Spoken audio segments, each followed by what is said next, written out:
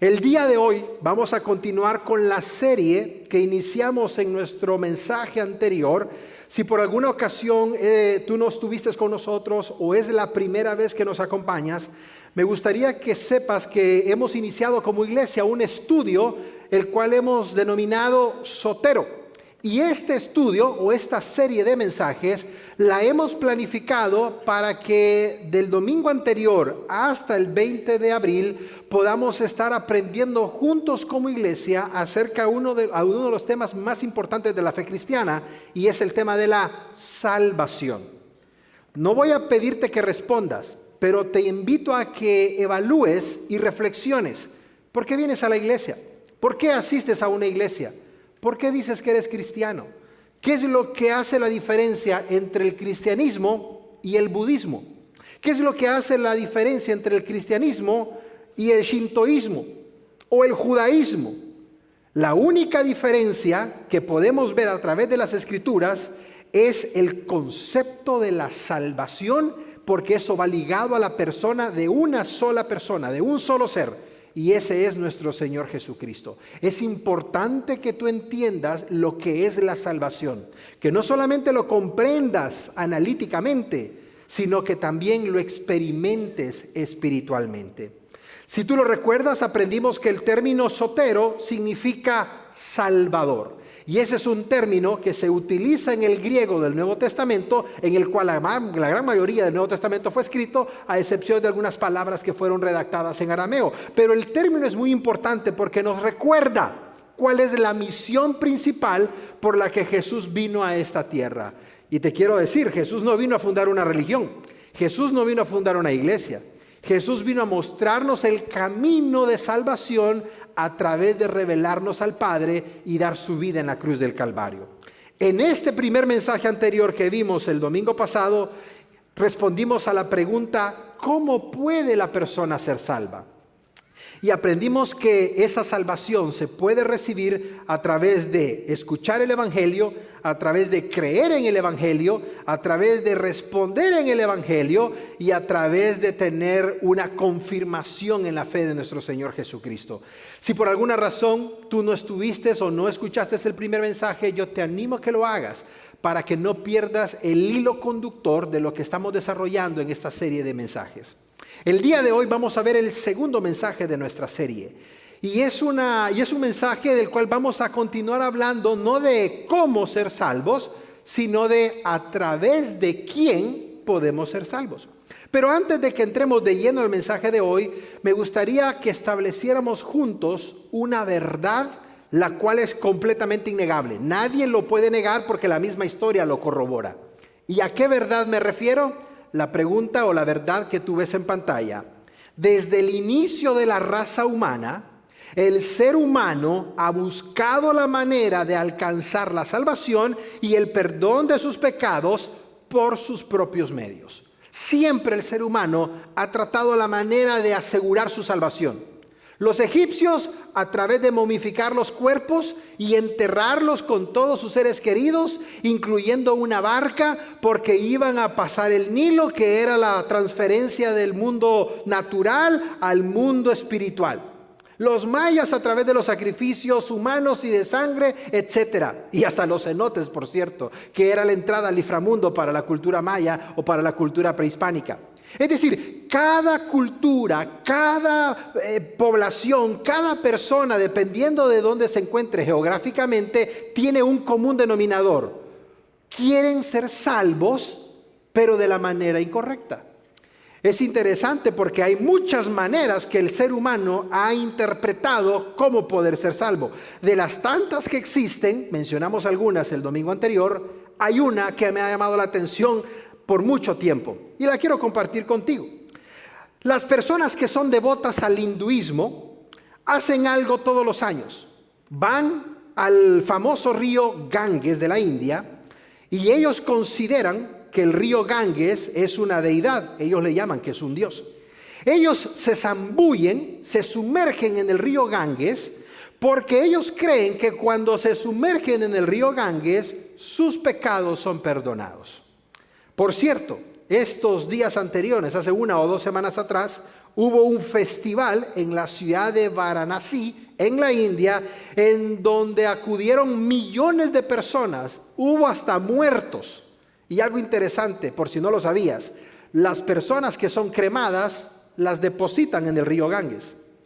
Es uno de los ríos más sucios y más insalubres que existen en el mundo entero. Y estas personas, lo digo con respeto, se zambullen y pasan todo el día bañándose, porque a través de ese acto de zambullirse, de sumergirse, ellos creen que sus pecados son perdonados. Aparte de eso, el hinduismo enseña que a través de esa acción, las personas son liberadas, la persona fallecida, y es cuando entra a la libertad espiritual por bañarse o porque sus desechos son puestos en el río Ganges. Tú escuchas eso y dices, ¿cómo puede ser posible que eso lo piensen ellos, que lo crean? Hay muchas cosas que el ser humano a través de los años ha ido él mismo desarrollando. El ser humano ha ido construyendo su propio sistema de salvación, lejos de Dios y lejos de lo que la palabra de Dios enseña. Por lo tanto, yo te pregunto, a manera de introducción a nuestro segundo mensaje de esta serie, ¿por medio de quién el ser humano puede entonces ser salvo? ¿Por medio de quién el ser humano puede alcanzar la salvación cuando parta de esta tierra? Eso es exactamente lo que la Biblia nos enseña en el segundo mensaje de nuestra serie. Y te invito a que puedas tener tu Biblia abierta, porque vamos a estar compartiendo varios pasajes de las Escrituras, tu libreta de apuntes o la parte de atrás del boletín donde viene una sección en blanco para que puedas ir anotando los versículos. Pero sobre todo te invito a que puedas abrir tu corazón y que le pidas al Espíritu Santo que hable a tu vida como solamente Él lo puede hacer. El domingo pasado muchas personas pasaron a recibir al Señor y bendijo mi vida tanto el saludar a algunas de ellas, especialmente el de una pareja en donde el esposo era americano, su esposa era hispana, vinieron al servicio por primera ocasión y Dios tocó la vida de la persona, de la esposa, para que pasara a recibir al Señor. Él estaba emocionado y contento y agradecido, porque a pesar de que entendió poco del mensaje, lo importante es que su esposa sí entendió lo que es el plan de salvación y tomó la decisión de recibir a Cristo. El propósito de todas estas series o mensajes es que tú conozcas al Señor y que tomes una decisión favorable para recibir al Señor. Vamos a titular este segundo mensaje, como lo puedes ver en pantalla, ¿salvos por quién? ¿Salvos por quién? Padre que estás en los cielos, te damos muchas gracias. En primer lugar, porque eres bueno, porque eres fiel, como lo entonamos hace un momento atrás, Señor. Gracias, Señor, porque tu misericordia sobrepasa nuestro entendimiento, Señor. Y antes de que nosotros pidamos algo, tú ya sabes de lo que tenemos necesidad, Padre. Tenemos ya abierta tu palabra, Señor, y estamos listos para aprender de ella, pero necesitamos la dirección de tu Espíritu Santo. Sin el Espíritu Santo simplemente sería un discurso o una cátedra, pero es el Espíritu Santo el que toma las palabras que se van a decir para que penetren en el corazón de las personas y traigan convicción de pecado. Espíritu Santo, te cedemos este púlpito para que seas tú quien nos hable a todos, y muy especialmente a aquellos que todavía no te conocen, Señor, que no te han entregado sus vidas, que no te han recibido como Señor y Salvador. Que al final de este mensaje haya una persona que entienda de lo que se trata el Evangelio y tome esa decisión de fe que le garantice un perdón de sus pecados, pero sobre todo la vida eterna. Oramos, Señor, por las personas que nos acompañan por primera ocasión, para que de principio a fin, allá en South Bay o acá en El Cajón, te puedan ver a ti y te puedan escuchar a ti. Aprovechando este momento de oración, Señor, queremos interceder por algunas personas, particularmente, Señor, por nuestra hermana Victoria. El domingo pasado tuvo un accidente acá en la iglesia, se cayó, la tomaron inmediatamente y la llevaron al hospital, y esta semana fue operada de urgencia, Señor. Pedimos para que se recupere, Señor, a pesar de ser ya una mujer de avanzada edad, para que se recupere de la mejor manera, Señor. Pon tu mano sanadora en su cuerpo. Gracias por los cuidados de nuestra hermana Vicky y su hija. Te agradecemos, Señor, porque ella siempre ha estado al pendiente de su mamá, y todos conocemos lo servicial que nuestra hermana Vicky es, Señor. Así es que Te pedimos que puedas poner tu mano de poder sobre su cuerpo de nuestra hermana Victoria y ella pueda sanar sin ningún problema, sin ningún retraso. Y principalmente, Señor, que la infección no llegue al hueso para que no tenga que haber ninguna amputación, Señor. Tú puedes hacer el milagro, Padre, y confiamos que se hará conforme a tu voluntad. Oramos, Señor, también por la familia Adame. Ya Martita está en tu presencia, Señor, y próximamente vamos a tener el servicio memorial como iglesia, pero seguimos orando por Héctor para que tú lo fortalezcas después de 48 años de matrimonio. No es fácil despedir a una esposa o a un esposo, Señor, pero tú eres el Dios de toda consolación. Y no hay nada mejor que consuele el corazón de un esposo viudo o de una esposa viuda que tu Espíritu Santo. Así es que oramos para que tú puedas traer paz, para que puedas traer consuelo al corazón de Héctor y de toda la familia Adame. Y cuando la fecha se aproxime, podamos celebrar como iglesia el gran ejemplo que Martita nos dejó. Oramos por aquellas personas, Señor, que están padeciendo en silencio, aquellas personas que están sufriendo en silencio, aquellas personas que no quieren compartir sus necesidades, por las razones que sea. Tú las conoces, Señor. Y eso es lo que importa. Así es que oramos para que tú puedas responder. Si hay citas migratorias esta semana, si hay documentos migratorios que enviar, si hay procesos pendientes, si hay citas con abogados, si hay procesos de aprobación de lo que sea, Señor, peticiones laborales, pedimos que tú puedas obrar favorablemente conforme a tu perfecta y soberana voluntad. Te amamos, Señor, te bendecimos y te damos gracias. Y la iglesia del Señor dice, amén y amén. ¿Qué nos enseñan las Escrituras en torno a por quién podemos ser salvos?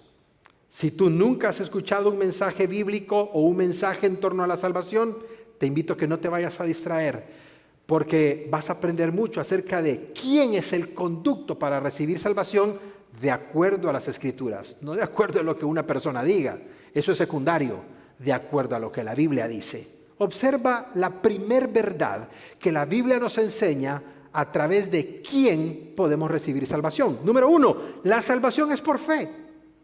Es interesante, porque la religión dice que la salvación es por obras, por acciones. Por cierto, el término religión viene del latín, religare, y es el intento del ser humano tratando de conectarse con Dios. Pero el evangelio no es una religión. Si tú buscas la definición de evangelio en un diccionario, vas a ver que el diccionario de la Real Academia Española define el evangelio como una religión. Pero no es una religión, esa es una definición humana. El evangelio a través de las Escrituras es el poder de Dios. Y no es el intento del ser humano acercándose a Dios. Eso es religión. El evangelio es Dios acercándose al ser humano. Esa es la enorme diferencia entre el evangelio y la religión que tú puedas mencionar. Por lo tanto, el primer conducto para que una persona reciba la salvación bíblica es a través de la fe. Y existe una poderosísima definición de lo que la fe es, y doy gracias a Dios que el escritor a los Hebreos la incluyó en el capítulo 11, versículo 1. Es un texto que todo creyente debe de saber, pero hoy lo vamos a recordar todos juntos. Dice las Escrituras, es pues la fe la certeza de lo que se espera, la convicción de lo que no se puede ver. Cualquiera diría, eso es lo más contradictorio del mundo. Sí, puede ser contradictorio para tu lógica, pero no es contradictorio para Dios. Puede ser contradictorio para tu raciocinio, pero no es contradictorio para el Señor.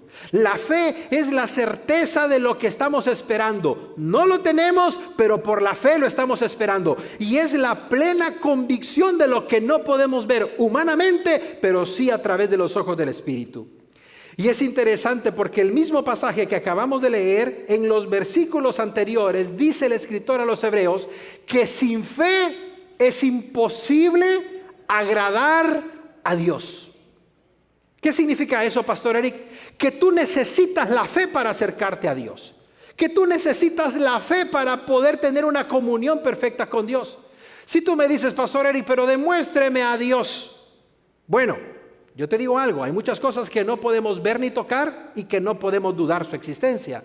Por ejemplo, Pastor Eric, la gravedad. Dile a tu maestro de física que no existe la gravedad y te va a poner una F en el examen. Porque nadie puede dudar de la gravedad. ¿Qué es la gravedad? Es esa fuerza que tiene el planeta Tierra que llama a los objetos y a las personas al centro de la gravedad. ¿Qué hace la gravedad? Permite que no andemos flotando en el aire. Eso hace la gravedad. ¿Pero has visto la gravedad alguna vez? ¿La has tocado alguna vez? No, nadie. Segundo ejemplo, ¿dudarías de la existencia del aire? No, pastor, eso es absurdo. Ok, ¿cuándo viste el aire por última vez? ¿Qué forma tiene? ¿Qué ecuación tiene el aire? No lo has visto nunca, ningún científico lo ha visto. Pero nadie dudaría de la realidad del aire, está entre nosotros. Entonces, de la misma manera que estos dos ejemplos nos corroboran que sí existen, la fe es exactamente igual. No la hemos visto, no la tenemos físicamente, pero es necesaria para podernos acercar a Dios. Ahora, hay algo bien interesante que quiero que no pierda de vista. La fe de la cual estamos hablando acá no es la fe para orar para que Dios intervenga en una situación personal o para que Dios haga su voluntad, como acabamos de orar por una persona enferma. Esa no es la fe de la que estamos hablando acá. La fe de la que estamos hablando acá se le conoce como la fe salvadora. Esa es la diferencia, la fe salvadora. La fe salvadora es aquella fe que una persona necesita para creer que Dios puede hacer un milagro de salvación en su vida. Y si tú lees los evangelios, me encanta cuando el Señor le decía a las personas, ¿crees que puedo hacer esto? Y las personas le respondían, sí, creo que lo puedes hacer. ¿Y qué decía el Señor? Conforme a tu fe te sea hecho. Y venía el milagro de la sanidad, o venía el milagro de la salvación, o venía el milagro de que el paralítico se levantaba.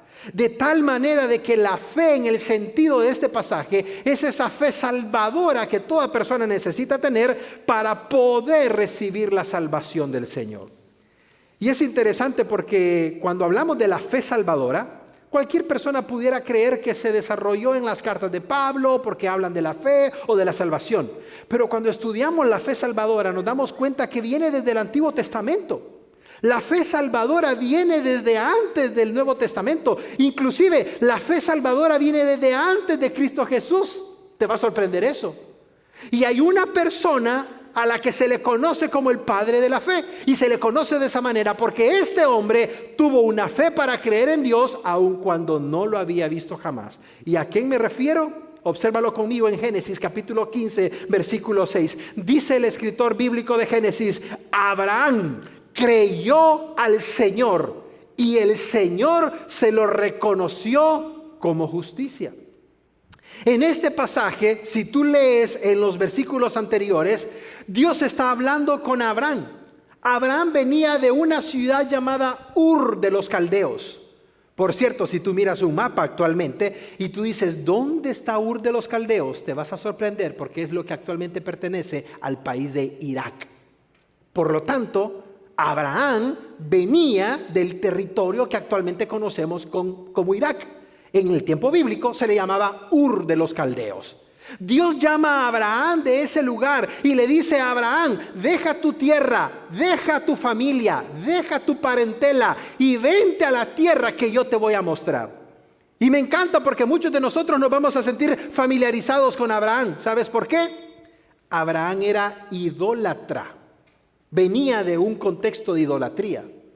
Abraham se trajo a su papá y se trajo a toda su familia, inclusive su esposa metió unos ídolos en el camino. Aunque parezca sorprendente, los metió por si las cosas se ponen malas, hay que sobarle la pancita al ídolo. O hay que ponerle una ofrenda al ídolo. Porque si el Dios que llamó a mi esposo no responde, pues este ídolo sí nos va a responder. Eso lo hizo la esposa. Que en otro momento vamos a hablar de eso porque nos puede ir mal y no nos vamos a exponer. Abraham no lo hizo. Cuando Dios le dijo a Abraham, sal de Ur de los Caldeos, te voy a guiar por el desierto y te voy a llevar al lugar donde yo te quiero llevar, inmediatamente Abraham lo hizo y le siguió y le creyó a Dios. Y dice el autor de Génesis, el escritor, que por cierto fue Moisés, esa acción de creerle a Dios, esa acción de dejar su familia, de dejar su tierra, de dejar todo, Dios se la tomó como justicia. Me encanta cómo ese mismo pasaje, en otra paráfrasis bíblica, lo dice de la siguiente manera: y Abraham creyó al Señor y el Señor lo consideró justo. ¿Debido a su qué? Dilo fuerte, iglesia. Debido a su fe. Ahí tienes la respuesta. Abraham, no estaba Jesucristo en el momento, no existía lo que era el Evangelio, pero Abraham hizo algo. Tuvo una fe salvadora para creerle a Dios.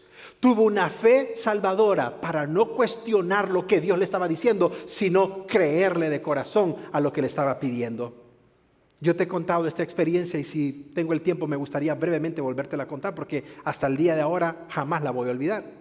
Me habían pedido que fuera a visitar a una persona que en aquel entonces andaba por los 104 años de edad. Y te estoy hablando que esto fue hace como unos 12, 15 años atrás.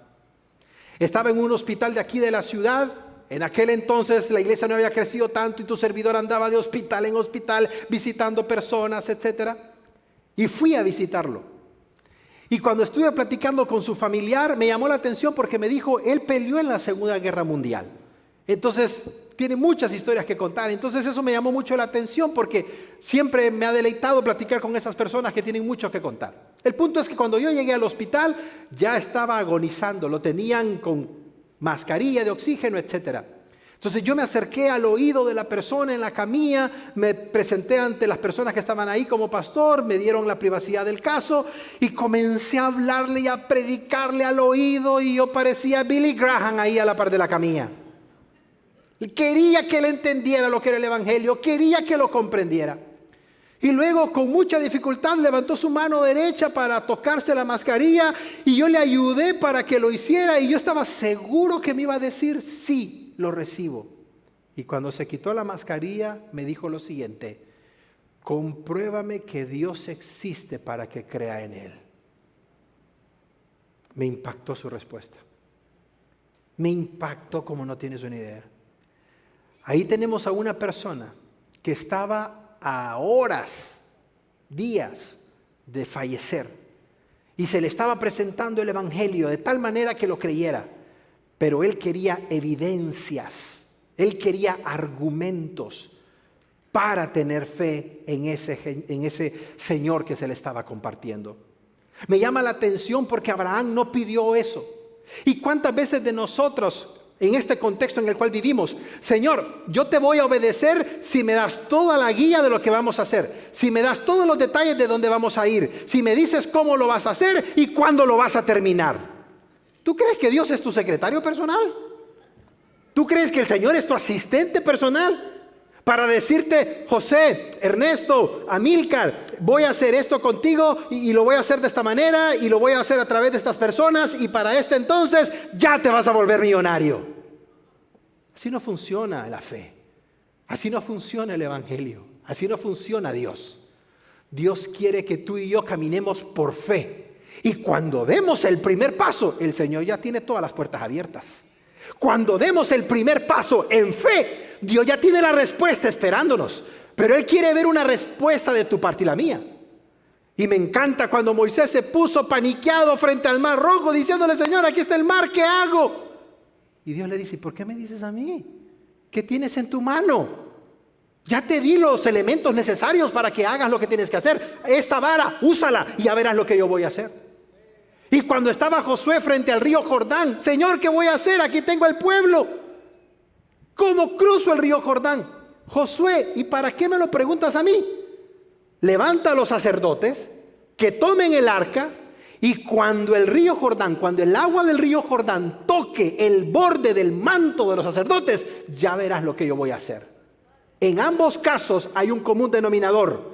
Den ustedes el primer paso y yo voy a hacer el resto. Actúen ustedes con fe y yo voy a hacer el resto.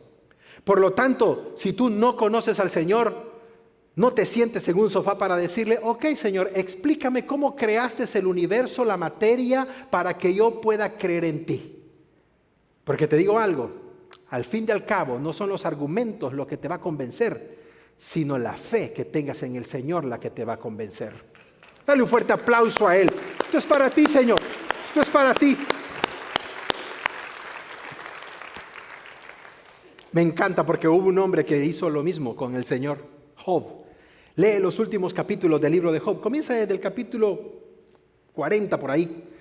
Y Job le comienza a decir al Señor cuando estaba enllagado, enfermo, pobre, sin esposa, sin hijos, sin nada: Señor, si yo pudiera ir donde tú estás, llegaría hasta tu trono, dice Job, y me pondría a platicar contigo. Y comete un abuso tremendo. Job le dice a Dios: yo hablaría y tú me escucharías. Y te preguntaría todo lo que me está pasando. Pero sé que no me vas a escuchar. Y sé que no te voy a encontrar. Eso lo dice Job a Dios. Ay, Dios. Al final del libro, Dios le dice: Job, ¿te acuerdas lo que me dijiste aquel día en la madrugada? No, no me acuerdo. Pues yo sí me acuerdo.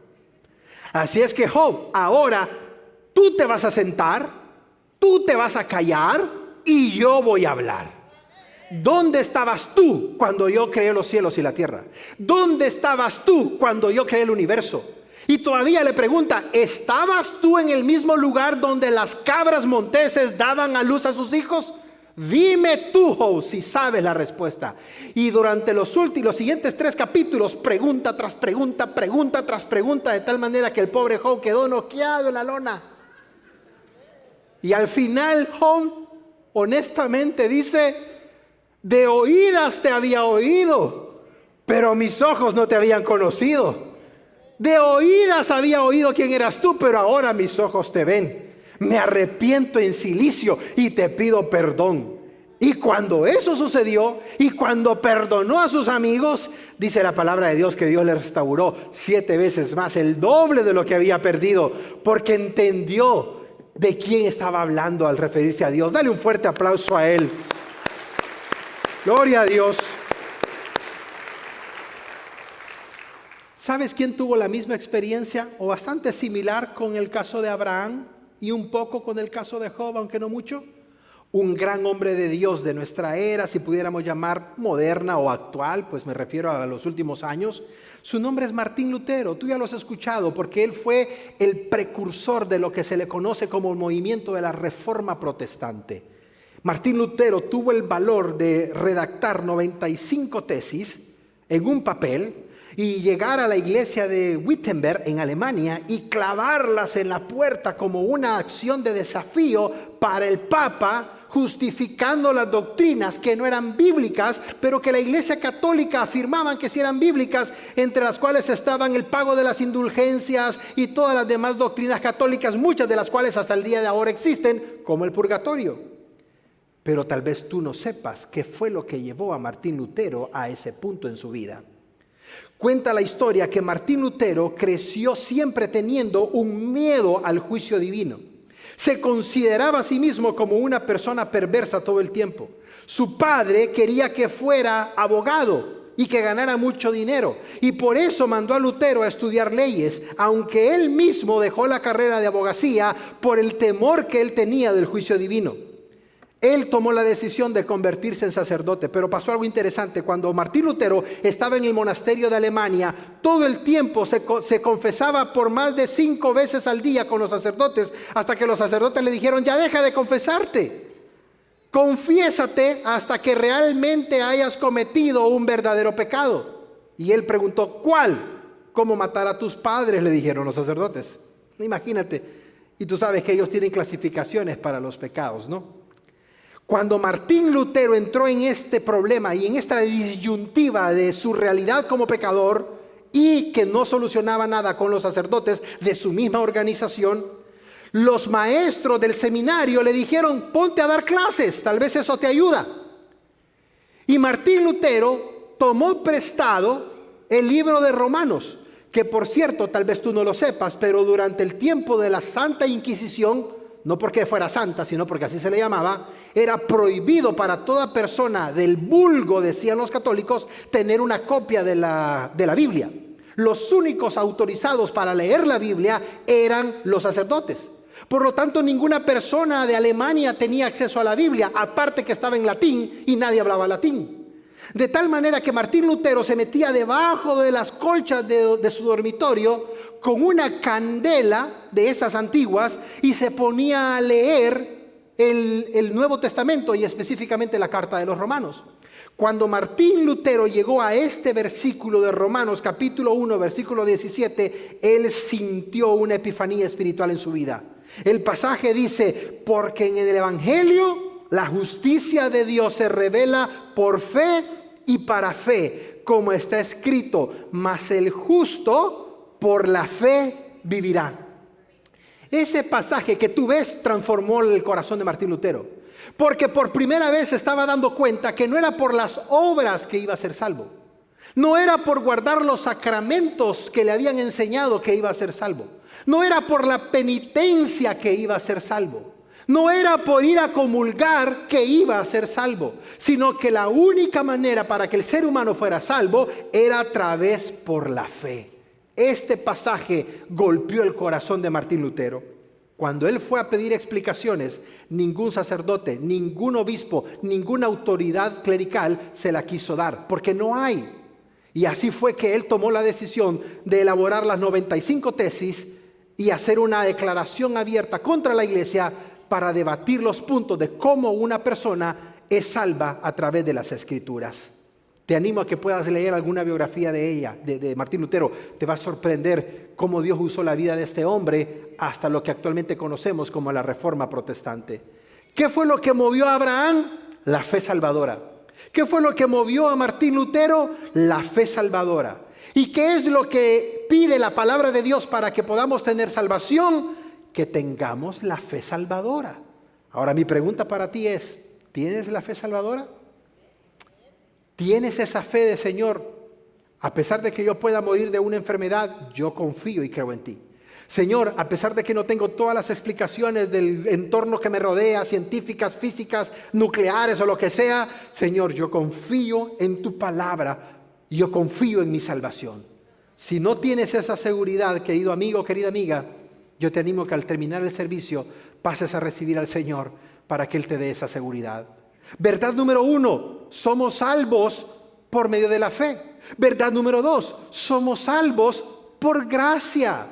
Y esto es importante porque refuerza lo que anteriormente acabamos de decir. No somos salvos por la conducta. No somos salvos por el buen comportamiento. No somos salvos por un buen currículum. O no somos salvos por una buena educación. Somos salvos por gracia. Y esto lo enseña el apóstol Pablo cuando escribió su carta a los creyentes de Éfeso. Dice el capítulo 2, versículo 8, porque por gracia sois salvos por medio de la fe. Y esta parte, por favor, subráyala en tu Biblia. No es por ustedes, no es por su comportamiento, conducta, buenas obras. No es por su intelecto, no son por sus conectes. No es porque eres amigo del arzobispo o porque el cardenal fue a comer a tu casa. Eres salvo porque es un don de Dios y no es por obras para que nadie se gloríe, dice Pablo. Más claro no puede estar, más sencillo no puede estar en las Escrituras. Gracia es un término que normalmente los creyentes confunden y no lo conocen. Escúchame, nosotros pensamos que gracia es sinónimo de gratis. No, gracia no es un sinónimo de gratis, ni siquiera tiene nada que ver con gratis. Es interesante porque cuando estudiamos la palabra gracia nos damos cuenta que aparece más de 80 ocasiones en el Antiguo Testamento y más de 160 ocasiones en el Nuevo Testamento. Y es interesante porque ¿qué es gracia entonces? A la luz de las Escrituras. Escúchame, si tuviéramos que definir la palabra gracia, diríamos que gracia es la acción de Dios por el cual el ser humano caído en pecado, el ser humano, hombre o mujer, que nació en pecado, pero que cuando tuvo conocimiento de causa cometió pecado porque le gustó pecar. Cuando una persona peca, esta persona está separada de Dios, pero la gracia te vuelve a reunir con Dios, te vuelve a conectar con Dios y te vuelve a dar la posición de hijo de Dios que el pecado te quitó a ti y a mí cuando lo cometimos. No olvides eso, por favor. Gracia es la acción de Dios por la cual Él te vuelve a poner en la posición de hijo o de hija de Dios. Todos nacimos en pecado, todos lo sabemos. Pero cuando llegamos a un punto de conciencia, nosotros cometimos el pecado. Y no solamente lo cometimos, sino que nos deleitamos en pecado. Y la gracia te vuelve a poner en esa posición de hijo o de hija de Dios. No confundas gracia con misericordia, son dos cosas distintas. Y para que te quede claro, lo quiero proyectar en pantalla para que le tomes una foto y no se te olvide. La gracia es recibir lo que no merecemos, mientras que la misericordia es no recibir lo que sí merecíamos. Ahí está la diferencia. Gracia es recibir esa salvación que no merecíamos por nuestra conducta y por nuestro pecado. Y la misericordia es cuando Dios te dice y me dice a mí, Eric Saldaña, te voy a dar gracia, aunque lo que te debería de dar es el castigo por tus acciones, por tus malas decisiones. Entonces ahí ves la combinación de la gracia de Dios combinada con la misericordia de Dios en favor de aquellos que le piden perdón. Y es interesante porque Romanos capítulo 11, versículo 6 aclara de forma definitiva el punto de la gracia. Y si es por gracia la salvación, dice el apóstol Pablo, ya no es por nosotros. Porque en tal caso, dice Pablo, la gracia ya no sería gracia. Si tú me dices el día de hoy, pastor Eric, yo me merezco ser salvo. ¿Ah, de veras? ¿Por qué? Pues mire, soy buen ciudadano, soy buen padre. Nunca le he sido infiel a mi esposa. Nunca le he faltado al gobierno. Soy un buen ciudadano. Pago mi trabajo, pago mis taxes, entro a la hora, salgo a la hora, no me desvío a ninguna parte. Yo soy un gran hombre y una gran mujer. Bueno, te felicito que lo seas. Pero dice el pasaje, eso no te permite alcanzar la gracia y la misericordia de Dios porque lo estás haciendo por tus propias cuentas. Lo estás haciendo porque tú crees que eres capaz. Entonces, si eres capaz o si eres suficiente, yo te pregunto, ¿para qué vino Cristo a morir a la cruz del Calvario? ¿Para qué vino Jesús a dar su vida en la cruz del Calvario si el ser humano puede ser salvo por su propia cuenta? Y permíteme ir un poco más allá a manera de reflexión.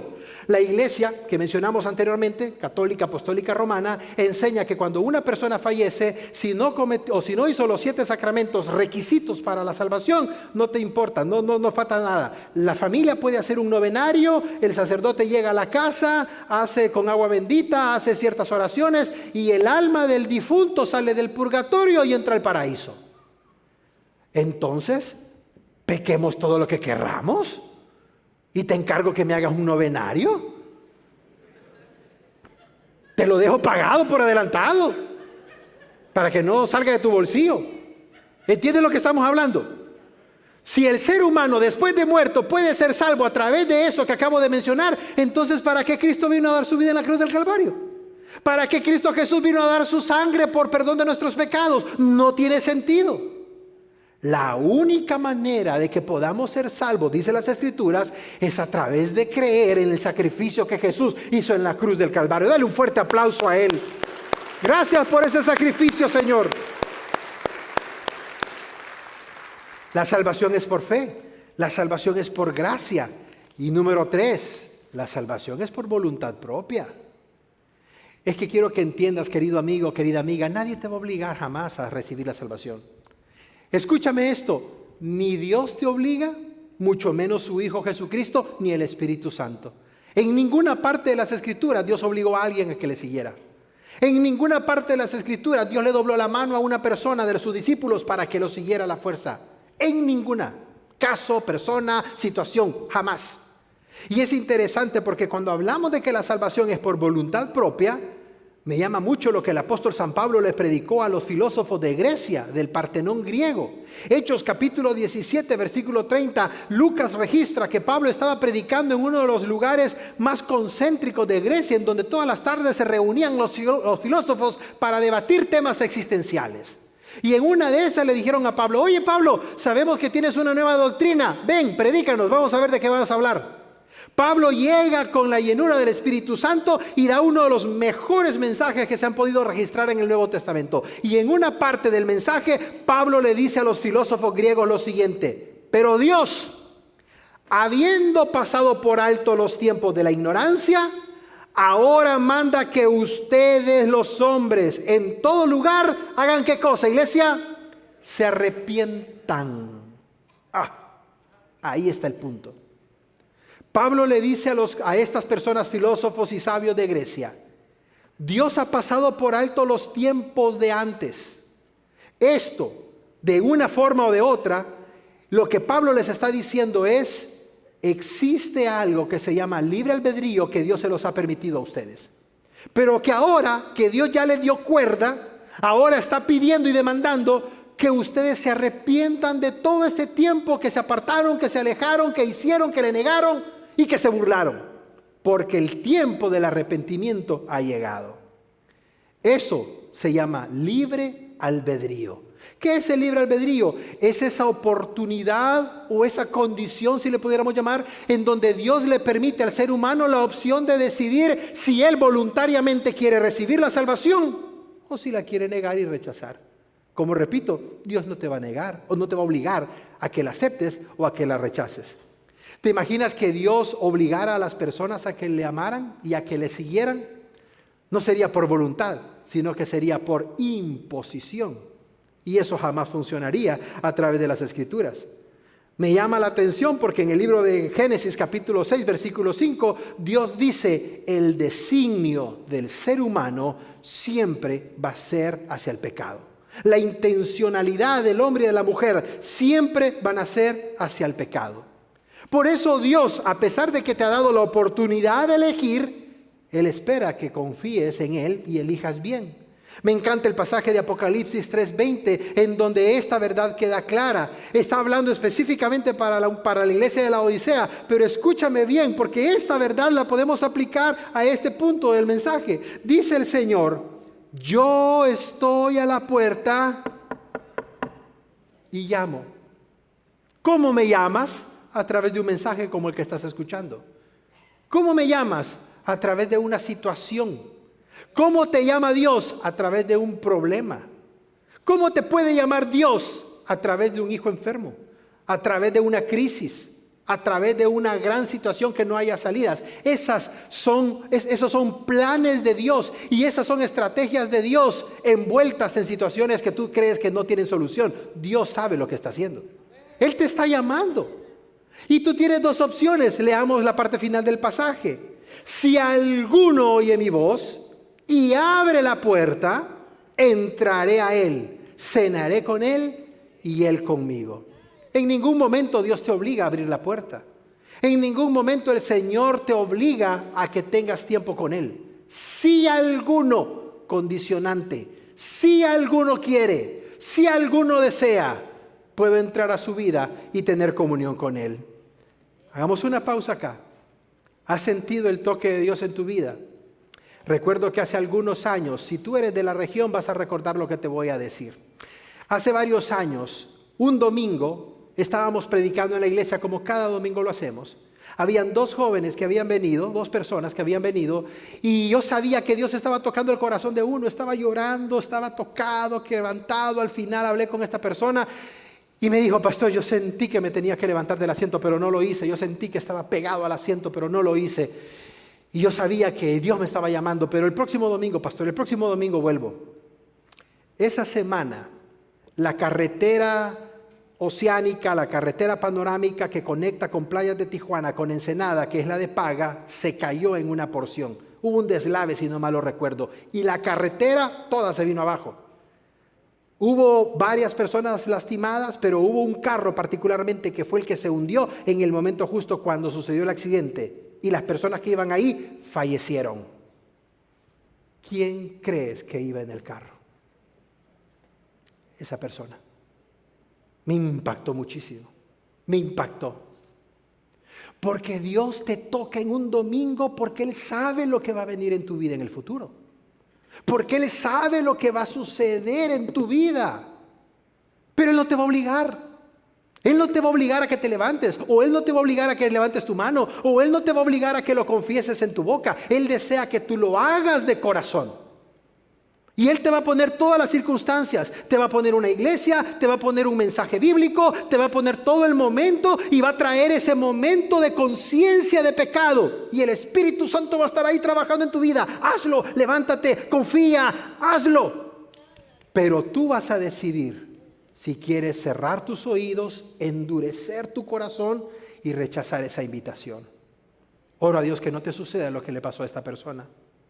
Me encanta lo que dice 2 de Pedro capítulo 3 versículo 9. El Señor no retarda su promesa como muchos creen que lo hace, sino que lo hace por una razón, porque Él es paciente con nosotros, dice Pedro.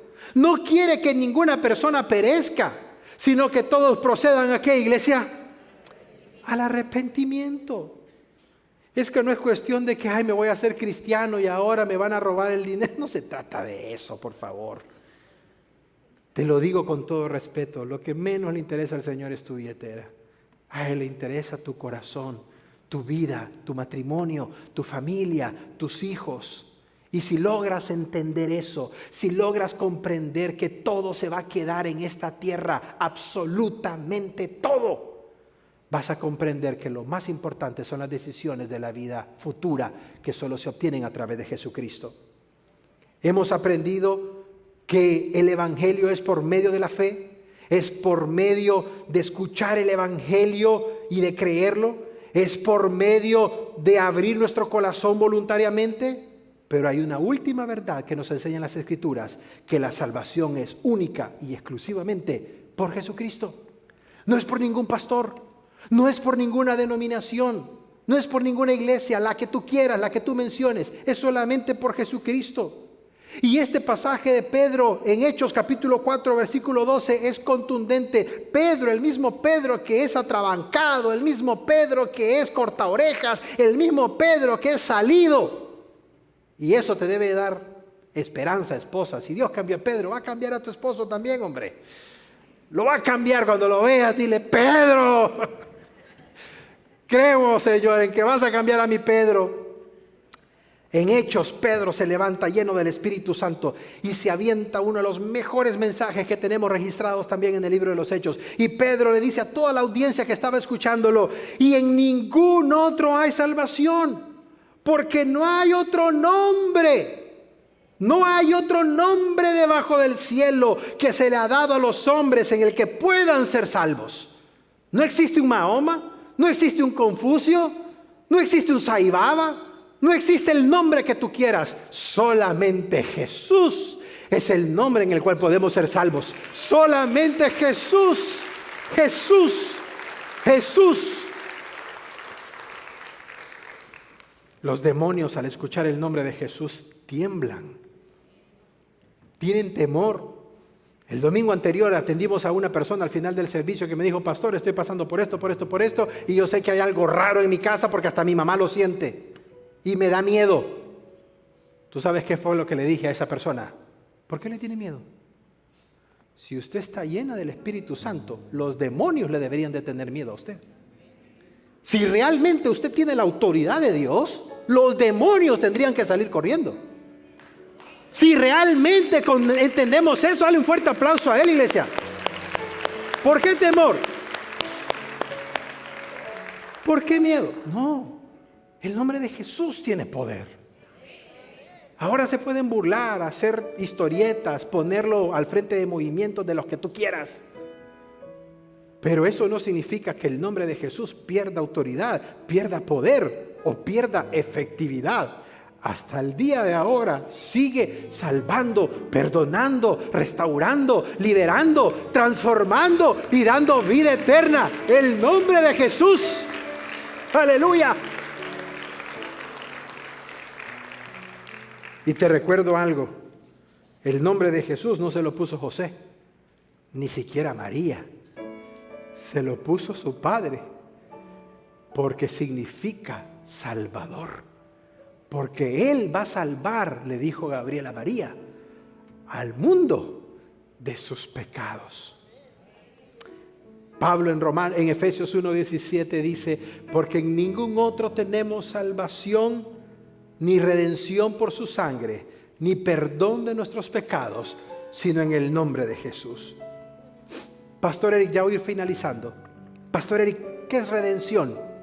Ese es otro término que tú debes de conocer. Por favor, apasionate con estos términos que tienen que ver con la salvación, para que seas un creyente maduro, para que seas un creyente que cuando te pregunten en tu trabajo: ¿y por qué vas a esa iglesia?, Ay, porque tiene unos asientos tan cómodos. Ay, porque mira, el aire me da en la cara y me sale gratis. No. Yo deseo que tú tengas argumentos bíblicos para que cuando te pregunten, no diga la gente, ¿cómo sabe? No. Para que la gente diga, yo quiero ser como tú, que conoce a Jesús. Yo quiero que Él transforme mi vida como la tuya, porque yo escuché cómo era tu vocabulario antes y ahora has cambiado. Porque yo escuché cómo tratabas a tus hijos antes y ahora eres diferente. Porque yo escuché y supe que tu matrimonio iba ya de boga y ahora los veo enamorados nuevamente. ¿Cómo lo hicieron? Jesús es la respuesta. No es un pastor, no es una terapia, no es un programa, no es una iglesia, no es una denominación, no es una religión. Es Jesús la respuesta.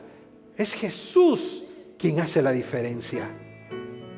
Hay un libro que te lo recomiendo porque durante toda esta serie te voy a estar recomendando libros bíblicos para que leas, para que seas un creyente instruido, para que dejes el celular y comiences a leer. Te va a ayudar mucho. El libro se titula El progreso del peregrino, de Juan Bunyan. Mi hija estaba viendo cuando estábamos trabajando en esto y me dice, papi, están leyendo como iglesia el libro de Juan Bunyan. A eso vamos, hija, le dije, a eso vamos. Pero si nunca has leído ese libro, te lo recomiendo. Juan Bunyan era un gran predicador inglés de allá por 1580, 1600. El rey de Inglaterra, que se había separado de la iglesia católica para formar el movimiento anglicano. ¿Tú sabes cómo se formó el movimiento anglicano? Por si no lo sabes, el rey Enrique VIII, que le llamaban el rey Sol por su esplendor, quería divorciarse de su esposa porque no le daba un hijo varón, pero la iglesia católica le dijo, no te puedes divorciar. ¿Tú sabes lo que hizo? Se salió de la iglesia católica y fundó su propia iglesia, que es la que actualmente conocemos como la iglesia anglicana. Y por cierto, Ana Bolema la mandó a decapitar porque no le dio un hijo varón. En ese contexto, Juan Bunyan se puso a predicar el evangelio. ¿Y qué crees que hizo el rey de Inglaterra? Perseguirlo y encarcelarlo. Pasó 12 años en prisión por predicar el evangelio en Inglaterra. ¿Qué hizo en esos 12 años? Quejarse, lamentarse, sacarle la lista a las cosas que le había hecho por Dios. Se puso a escribir, sin lámpara, sin teléfono celular, sin copiadoras, sin computadoras, nada, con pluma, tinta y papel. Y escribió uno de los mejores libros que se han podido escribir, que por cierto, es el segundo libro que ha sido traducido e impreso después de la Biblia, El progreso del peregrino. Pastor Eric, ¿y qué tiene que ver el progreso del peregrino con esto? Relata la historia de un hombre llamado Cristiano que va en un camino en donde encuentra muchos enemigos, llamado desánimo, llamado duda, llamado consumismo, llamado materialismo, llamado dinero, etc. Pero había una característica de Cristiano, el autor ficticio del libro. Este hombre traía una carga pesada que hacía que cada vez que caminara fuera pesado caminar, y no sabía cómo, y iba a lugares a quitarse la carga y a preguntar cómo se la podía quitar, y todos le decían no podemos. Pero finalmente vio una loma, y en la loma vio una cruz, y cuando se acercó, dice el relato que sintió cómo esa carga pesada que llevaba por años inmediatamente se le cayó, y esa carga fue a dar a un sepulcro que estaba debajo de la cruz. Ahí Cristiano entendió que la carga que llevaba se llamaba pecado y que el único que se la podía quitar era Jesús en la cruz del Calvario. En ese momento Cristiano hizo una profesión de fe y dijo: vine cargado con la culpa mía de lejos, sin alivio a mi dolor, mas en este lugar, ¡oh qué alegría! Mi solaz y mi dicha comenzó.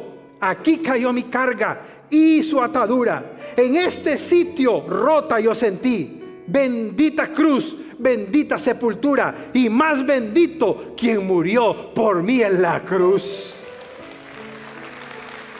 Aleluya, aleluya. quien murió por ti en la cruz para perdonarte los pecados, no fue un pastor, no fue un apóstol, no fue un profeta, no fue un sacerdote, ponle el título que tú quieras. Fue Jesús, fue Cristo Jesús, y lo hizo porque te amó. Aún Él sabiendo que tal vez no lo amaría de la misma manera, ni con la misma intensidad, a pesar de eso, Él murió por ti. Y Él espera que tú creas en ese sacrificio y que lo recibas en tu corazón. ¿Qué falta? Con este último versículo me despido. Si hoy oyeres la voz del Señor en tu corazón, no endurezcas tu corazón. No lo hagas, sino que dile al Señor: Señor, yo te quiero recibir. No tengo todas las respuestas que yo quisiera, pero algo sí entiendo, que moriste en la cruz, que pagaste por mis pecados y que por eso puedo tener la vida eterna. Estos días anteriores, el papá del pastor Sergio Daly, el pastor de Encinitas, partió con el Señor. Hablé por teléfono con él y me contó con detalles un poco la situación y me dijo: pastor, mi papá había estado en una religión por muchos años y cuando tuvo la oportunidad ya estaba conectado con máquinas y le daban morfina y se iba y se venía el estado de conciencia. Pero en una de esas, pastor, cuando llegué, lo agarré cuando estaba lúcido y aproveché para presentarle el plan del evangelio a mi papá, pastor. Se lo presenté claro. ¿Y qué cree, pastor? Lo entendió y lo recibió y lo aceptó ahí en la camilla. Ahí. Yo sentí, me dijo él, una gran alegría. Sentí un gozo, pastor, que mi papá lo entendió plenamente.